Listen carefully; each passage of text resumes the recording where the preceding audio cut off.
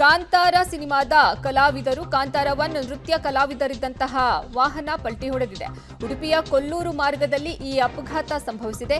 6 ಜನರಿಗೆ ಗಂಭೀರವಾದ ಗಾಯ ಆಗಿದ್ದು ಕುಂದಾಪುರ ಖಾಸಗಿ ಆಸ್ಪತ್ರೆಗೆ ಅವರನ್ನು ದಾಖಲು ಮಾಡಲಾಗಿದೆ. ಉಡುಪಿಯ ಮುದೂರಿನಲ್ಲಿ ಚಿತ್ರೀಕರಣ ಮುಗಿಸಿ ಈ ತಂಡ ಹೊರಟಿರುತ್ತೆ. ಹಾಡಿನ ಚಿತ್ರೀಕರಣಕ್ಕಾಗಿ ಜೂನಿಯರ್ ಡ್ಯಾನ್ಸರ್ಸ್ ಇಲ್ಲಿಗೆ ಬಂದಿರ್ತಾರೆ. ಇನ್ನೂ 4 ದಿನಗಳ ಕಾಲ ಶೂಟಿಂಗ್ ಬಾಕಿ ಇದೆ. ಈ ವೇಳೆ ಅವರು ವಾಹನ ಹೋಗ್ತಾ ಇತ್ತು. ಕಾಂತಾರ 1 ನೃತ್ಯ ಕಲಾವಿದರು ಇದ್ದಂತಹ ವಾಹನ ಪಲ್ಟಿ ಹೊಡೆದಿರುವಂತಹ ಘಟನೆ ಉಡುಪಿಯಲ್ಲಿ ನಡೆದಿದೆ. ನೃತ್ಯ ಕಲಾವಿದರು ಅಲ್ಲಿಗೆ ಹೋಗಿರ್ತಾರೆ. ಅವರು ಬಸ್ನಲ್ಲಿ ಅಂದ್ರೆ ವಾಹನದಲ್ಲಿ ಚಲಾಯಿಸುವಾಗ ಅವರ ವಾಹನ ಪಲ್ಟಿ ಹೊಡೆದಿದೆ. ಕಾಂತಾರ 1 ಸಹ ಕಲಾವಿದರು ಇದ್ದಂತಹ ವಾಹನ ಪಲ್ಟಿಯಾಗಿರುವಂತಹ ಘಟನೆ ಉಡುಪಿಯಲ್ಲಿ ನಡೆದಿದೆ. ಉಡುಪಿಯ ಕೊಲ್ಲೂರಿನಲ್ಲಿ ಈ ಘಟನೆ ಆಗಿದೆ. 6 ಜನರಿಗೆ ಗಂಭೀರವಾದ ಗಾಯ ಆಗಿದ್ದು ಅವರನ್ನು ಆಸ್ಪತ್ರೆಗೆ ದಾಖಲು ಮಾಡಲಾಗಿದೆ. ಚಿಕಿತ್ಸೆ ಅವರಿಗೀಗ ಮುಂದುವರೆದಿದೆ.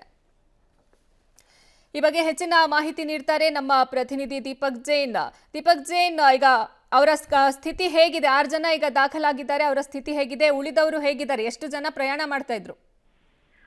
ಅರ್ಪಿತಾ, ಕಳೆದ 6-7 ತಿಂಗಳಿಂದ ಉಡುಪಿ ಜಿಲ್ಲೆಯ ಕುಂದಾಪುರ ತಾಲೂಕಿನ ಮುದೂರು ಆಸುಪಾಸಿನಲ್ಲಿ ಕಾಂತಾರ ಪ್ರೀಕ್ವೆಲ್ ನ ಚಿತ್ರೀಕರಣ ಆಗ್ತಾ ಇದೆ. ಒಂದು ಹಾಡಿನ ಚಿತ್ರೀಕರಣದಲ್ಲಿ 100 ಮಂದಿ ಕೋ ಆರ್ಟಿಸ್ಟ್ಗಳು, ಡ್ಯಾನ್ಸರ್ಸ್ಗಳು ಇದ್ದಿರುವಂತದ್ದು. ಇವರು ಚಿತ್ರೀಕರಣವನ್ನ ಮುಗಿಸ್ಕೊಂಡು ವಾಪಸ್ ಹೋಗ್ಬೇಕಾದ್ರೆ ಜಡ್ಕಲ್ನ ಮಹಾಲಕ್ಷ್ಮಿ ಅನ್ನೋ ಒಂದು ಜಂಕ್ಷನ್ ಇದೆ ಹಾಲ್ಕಲ್ ಸಮೀಪ. ಇಲ್ಲಿ ಒಂದು ಬಸ್ ಆಯ ತಪ್ಪಿ ಬಲಭಾಗಕ್ಕೆ ತಿರುಗಿ ಬಿದ್ದಿರುವಂತರದ್ದು. ಈ ಸಂದರ್ಭದಲ್ಲಿ ಈ ಬಸ್ನ ಒಳಗಿದ್ದಂತಹ ಡ್ಯಾನ್ಸರ್ಸ್ಗೆ ಗಾಯಗಳಾಗಿದೆ. ಸುಮಾರು 3 ಜನಕ್ಕೆ ಸ್ವಲ್ಪ ಗಂಭೀರ ಗಾಯಗಳಾಗಿರುವಂತದ್ದು. ಅವರನ್ನ ಕೂಡಲೇ ಕುಂದಾಪುರ ಮತ್ತು ಸ್ಥಳೀಯ ಕ್ಲಿನಿಕ್ ಮತ್ತು ಆಸ್ಪತ್ರೆಗೆ ದಾಖಲಿಸಲಾಗಿದೆ. ಸದ್ಯಕ್ಕೆ ಸಿಕ್ಕಿರೋ ಮಾಹಿತಿ ಪ್ರಕಾರ ಯಾರಿಗೂ ಗಂಭೀರ ಗಾಯಗಳಿಲ್ಲ ಅನ್ನುವಂಥದ್ದು. ಎಲ್ಲರೂ ಕೂಡ ಅಪಾಯದಿಂದ ಪಾರಾಗಿದ್ದಾರೆ.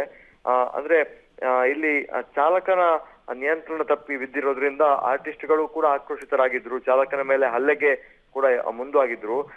ಸ್ವತಃ ನಟ ನಿರ್ದೇಶಕ ರಿಷಬ್ ಶೆಟ್ಟಿ ಫೋನ್ ಕರೆ ಮಾಡಿ ಎಲ್ಲವನ್ನ ಕೂಡ ಕ್ಲಿಯರ್ ಮಾಡ್ತೇವೆ ಅನ್ನುವಂತ ಒಂದು ಆಶ್ವಾಸನೆಯನ್ನ ಈ ಟೀಮ್ಗೆ ಕೊಟ್ಟಿರುವಂತದ್ದು.